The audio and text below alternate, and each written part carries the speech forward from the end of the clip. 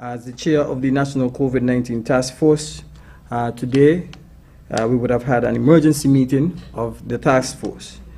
This discussion would have highlighted the current situation that has been, information that has been shared by the Ministry of Health.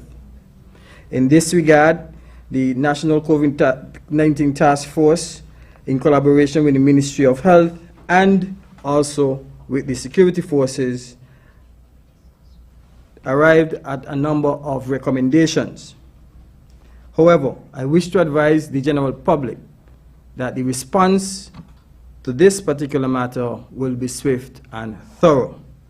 We are requiring the all-of-society approach, and we are requesting that all hands come on deck. Again, I want to reiterate the point that there is no need to panic, there is no need to be fearful. The National COVID-19 Task Force will be implementing the containment strategy to be able to contain any particular development that may come from this particular investigation. We will continue with our crisis management communication strategy to provide you frequent updates and provided with adequate information. Mr. Leslie Williams has been identified as a focal point to disseminate information to the general public.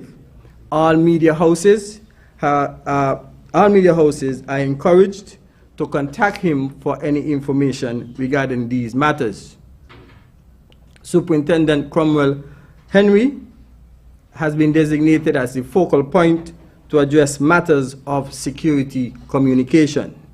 So I'm advising all media houses to communicate your interest for information to these two particular members of the National COVID-19 Task Force.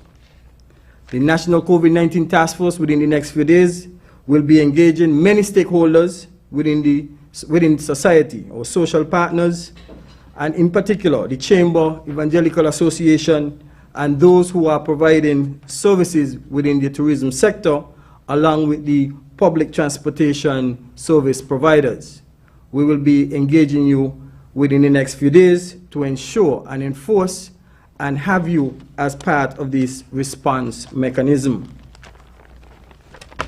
As stated by Superintendent Henry, the compliance team will be stepping up their surveillance and enforcement measures. In this regard, I am asking all business places and every citizen, resident, and even visitor within the Federation of St Kitts and Nevis to comply with the COVID-19 protocols as indicated by the Prevention and Control Act.